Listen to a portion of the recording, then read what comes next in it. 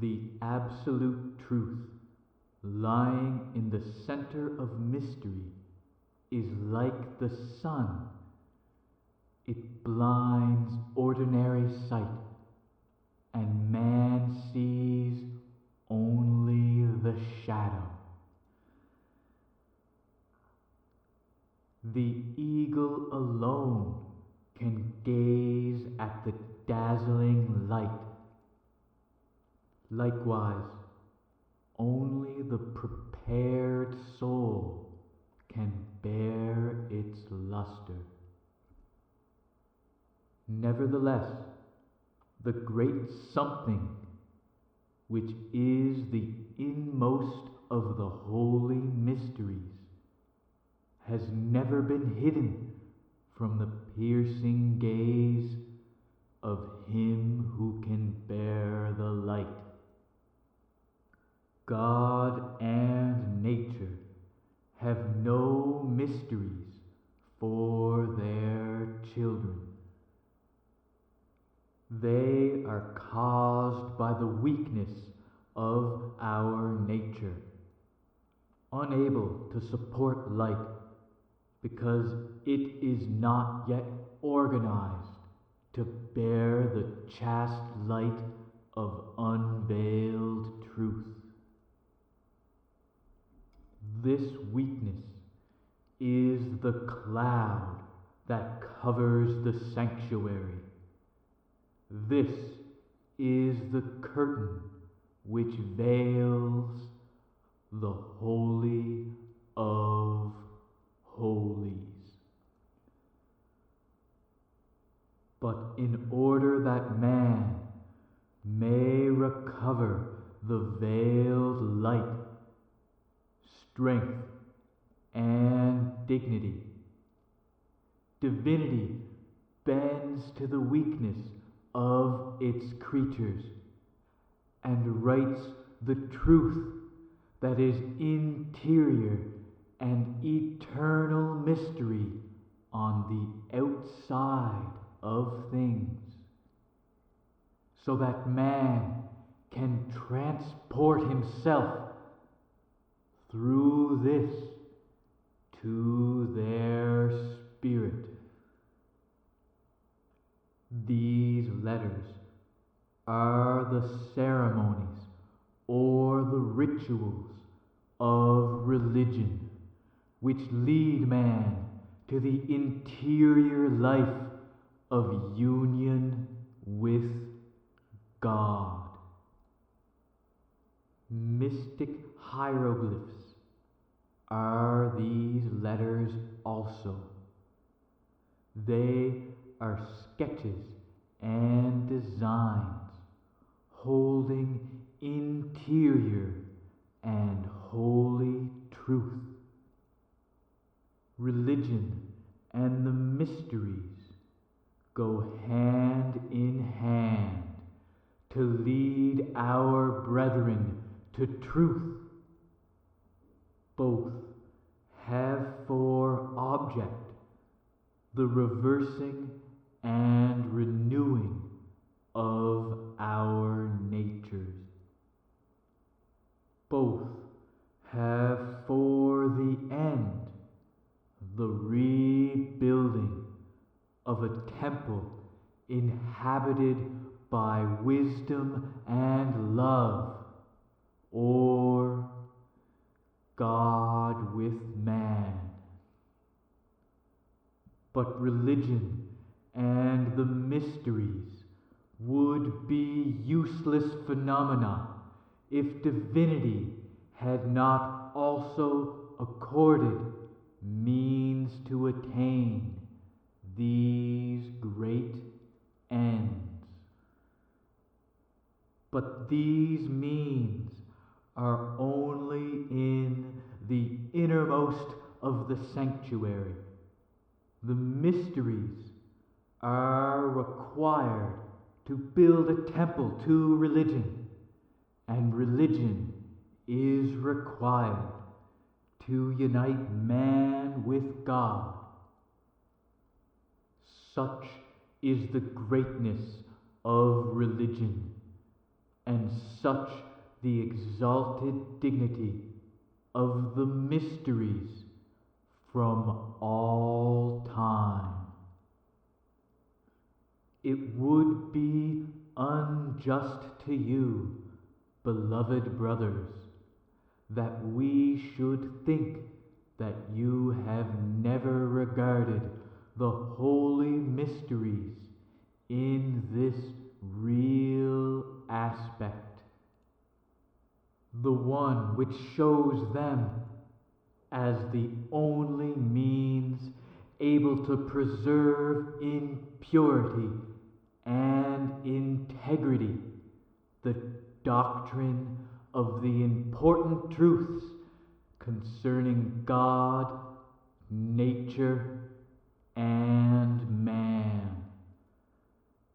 This doctrine was couched in holy symbolic language, and the truths which it contained having been gradually translated among the outer circle into the ordinary languages of man, became in consequence more obscure and unintelligible. The mysteries, as you know, beloved brothers, promise things which are and which will remain always the heritage of but a small number of men. These are the mysteries which can neither be bought nor sold publicly, and can only be acquired by a heart which has attained to wisdom and love. He in whom this holy flame has been awakened lives in true happiness, content with everything and in everything free. He sees the cause of human corruption and knows that it is inevitable. He hates no criminal. He pities him and seeks to raise him who has fallen and to restore the wanderer, because he feels, notwithstanding all the corruption, in the whole there is no taint.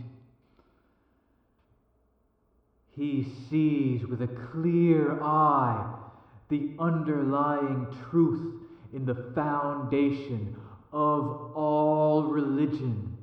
He knows the sources of superstition and of incredulity as being caused by modifications of truth which have not attained perfect equilibrium.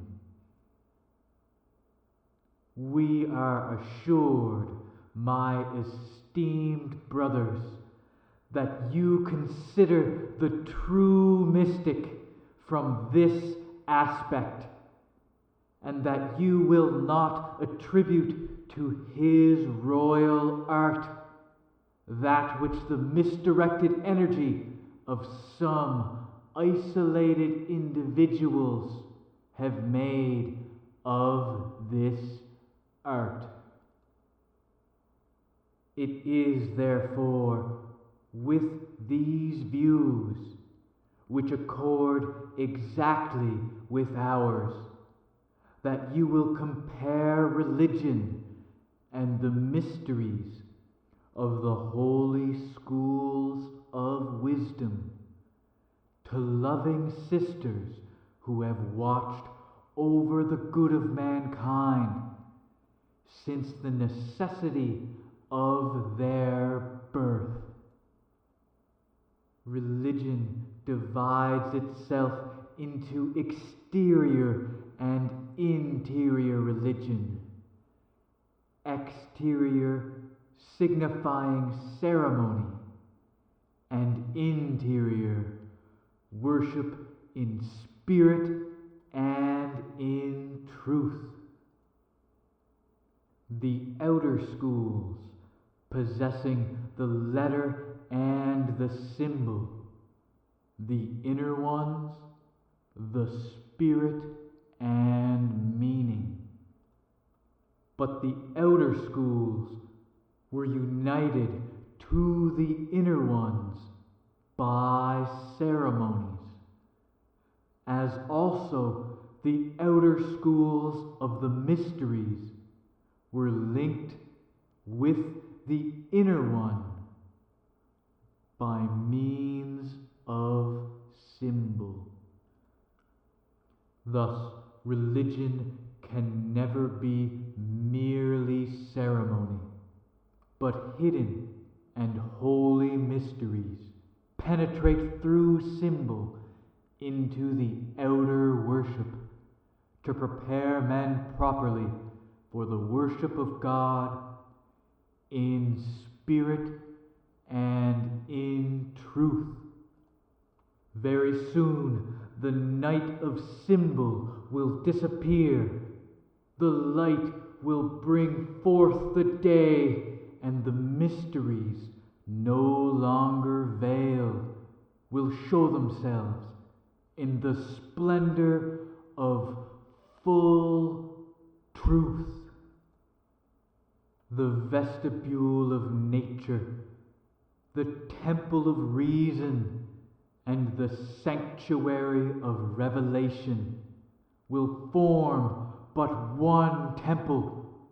Thus the great edifice will be completed. The edifice which consists in the reunion of man, nature, and God.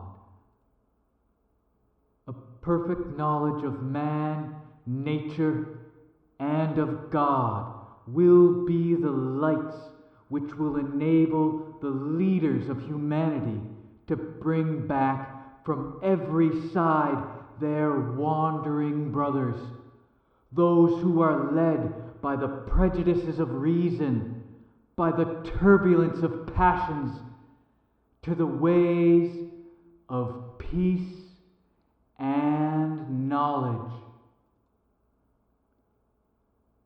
We are approaching the period of light and the reign of wisdom and love, that of God, who is the source of light. Brothers of light, there is but one religion, whose simple truth spreads in all religions, like branches returning through multiplicity into the unity of the tree. Sons of truth, there is but one order, but one brotherhood, but one association of men thinking alike in the one object of acquiring the light.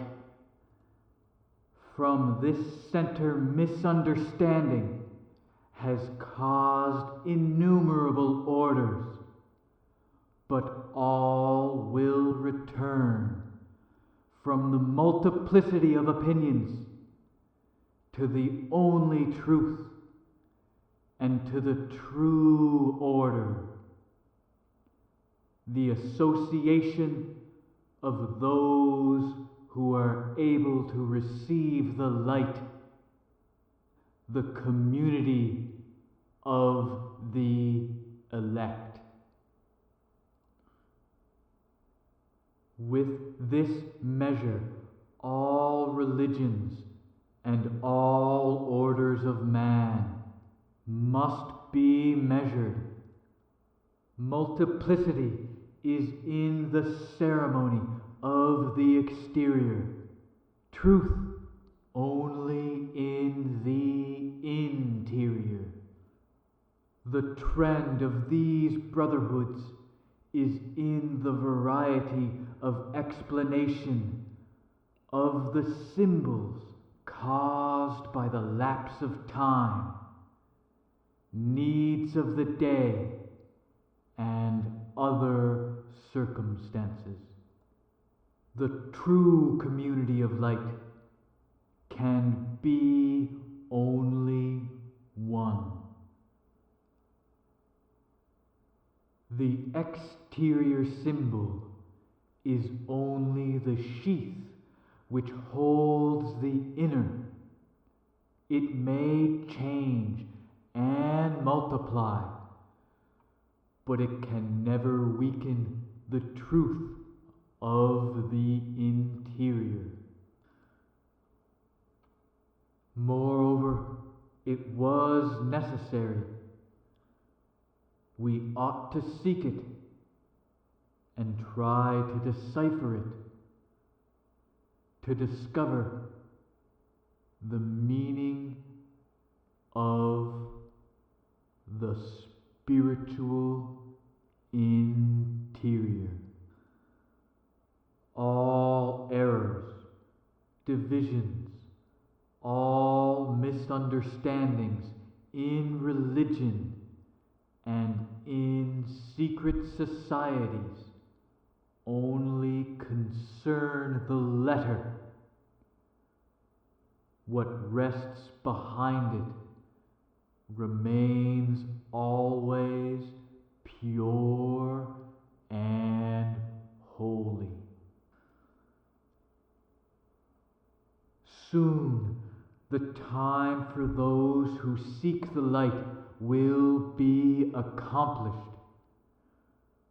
For the day comes when the old will be united to the new, the outer to the inner, the high with the low, the heart with the brain, man with God. And this epoch is destined for the present age. Do not ask, beloved brothers, why the present age? Everything has its time for beings subject to time and space. It is in such wise according to the unvarying law of the wisdom of God, who has coordinated all in harmony and perfection.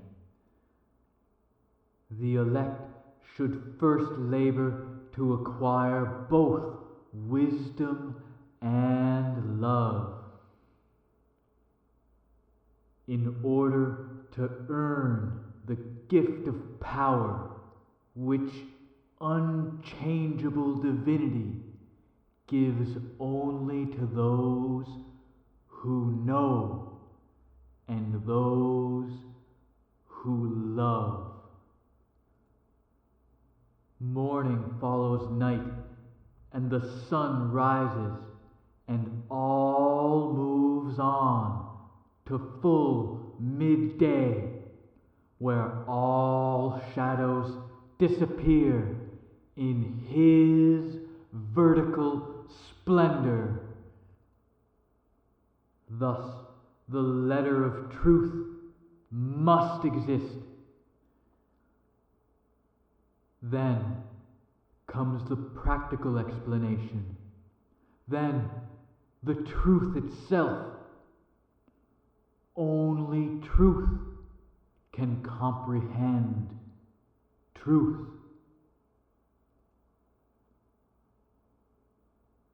Then alone can the Spirit of truth appear, which sets the seals closing the light. He who now can receive the truth will understand.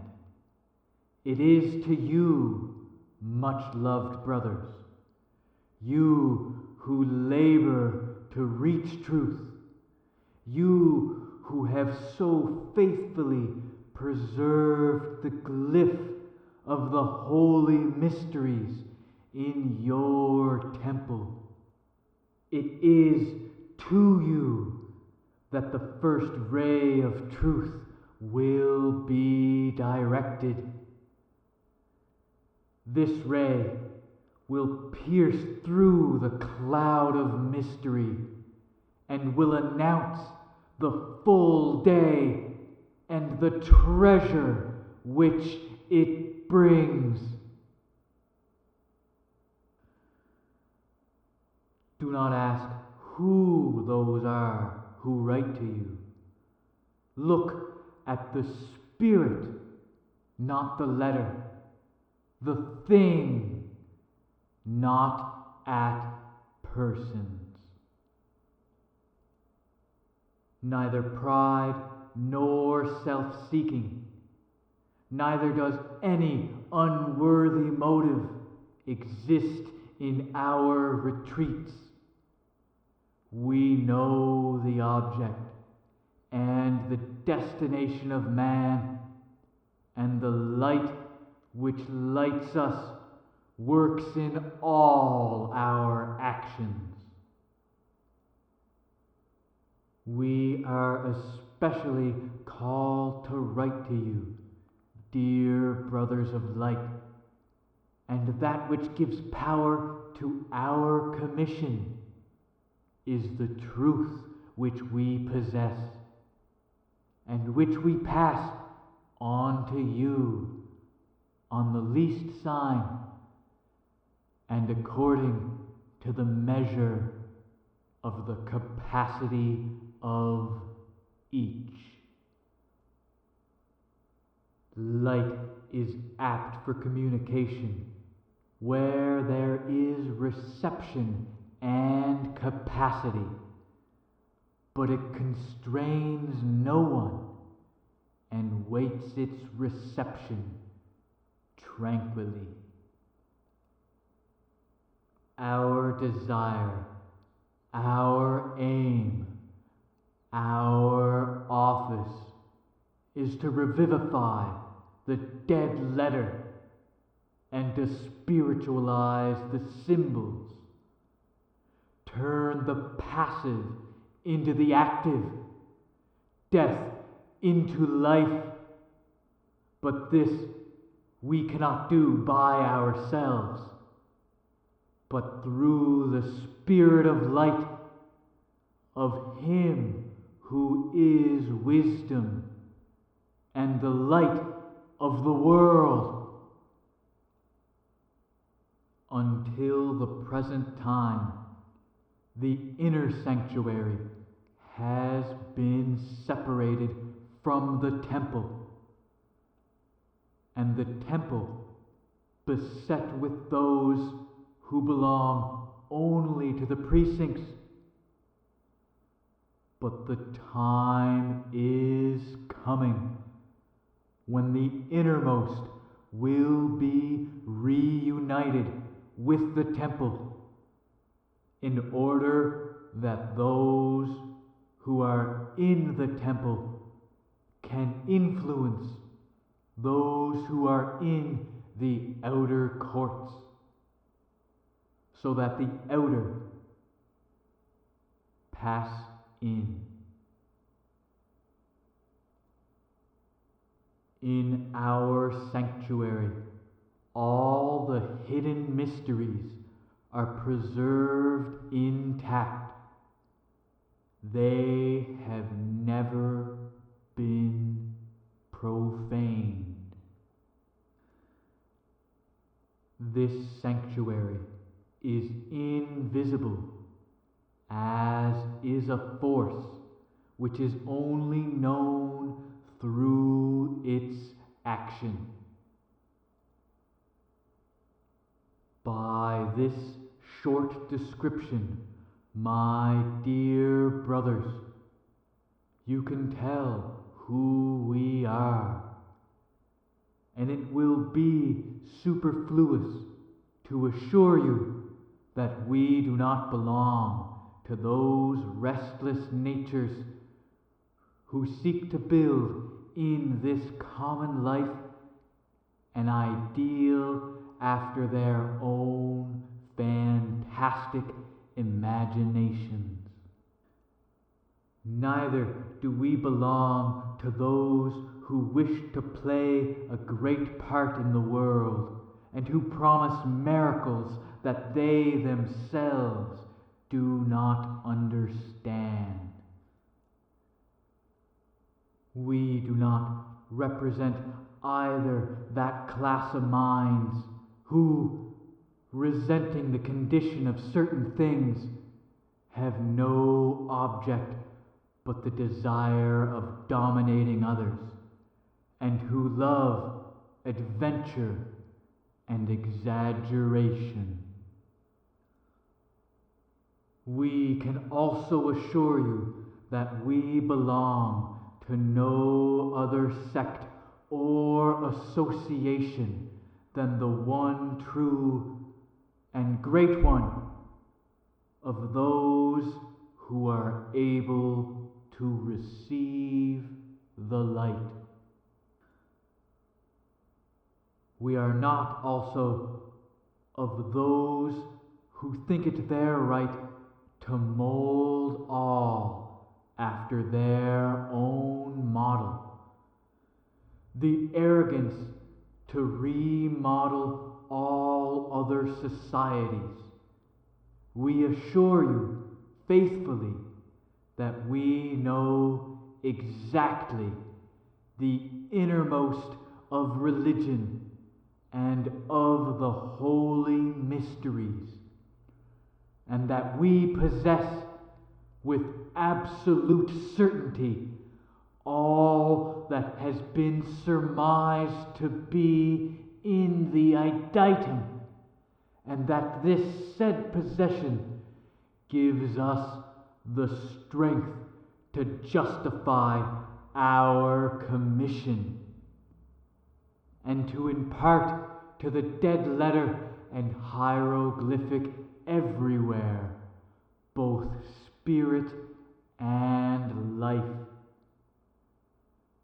The treasures in our sanctuary are many. We understand the spirit and meaning of all symbols and all ceremony, which have existed since the day of creation to the present time, as well as the most interior truths of all the holy books, with the laws and customs of primitive people. We possess a light by which we are anointed, and by means of which we read the hidden and secret things of nature. We possess a fire which feeds us and which gives us the strength to act upon everything in nature. We possess a key to open the gate of mystery and a key to shut nature's laboratory. We know of the existence of a bond which will unite us to the upper worlds and reveal to us their sights and their sounds. All the marvels of nature are subordinate to our will by its being united with divinity. We have mastered the science which draws directly from nature, whence there is no error, but truth and light only. In our school, we are instructed in all things because our master is the light itself and its essence. The plenitude of our scholarship is the knowledge of this tie between the divine and spiritual worlds, and of the spiritual world with the elementary, and of the elementary world with the material world. By these knowledges, we are in condition to coordinate the spirits of nature and the heart of man. Our science is the inheritance promised to the elect. Otherwise, those who are duly prepared for receiving the light and the practice of our science is in the completion of the divine union with the child of man. We could often tell you, beloved brothers, of marvels relating to the hidden things in the treasury of the sanctuary, which would amaze and astonish you.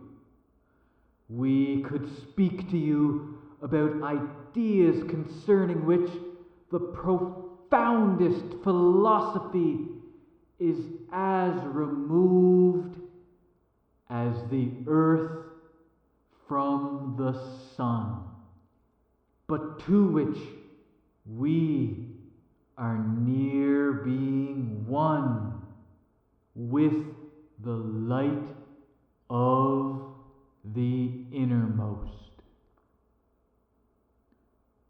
But our object is not to excite your curiosity, but to raise your desires to seek the light at its source, where your search for wisdom will be rewarded and your longing for love satisfied. For love and wisdom dwell in our retreats. The stimulus of their reality and of their truth is our magical power. We assure you that our treasures, though of infinite value, are concealed in so simple a manner that they entirely baffle the researches of opinionated science. And also, though these treasures would bring to carnal minds both madness and sorrow, nevertheless, they are, and they ever remain, to us the treasures of the highest wisdom. My best blessing upon you, O my brothers, if you understand these great truths. The recovery of the triple word and of its power will be your reward. Your happiness will be in having the strength to help reunite man with man, and with nature and with God, which is the real work of every workman who has not rejected the cornerstone. Now we have fulfilled our trust, and we have announced the approach of full day and the joining of the inner sanctuary with the temple. We leave the rest to your own free will. We know well, to our bitter grief, that even as the Savior was not understood in his personality, but was ridiculed and condemned in his humility, likewise also his Spirit, which will appear in glory, will also be rejected and despised by many. Nevertheless, the coming of his Spirit should be announced in the temples, in order that these words should be fulfilled. I have knocked at your doors, and you have not opened them to me. I have called, and you have not listened to my voice. I have invited you to the wedding, but you were busy with other things. May peace and the light of the Spirit be with you.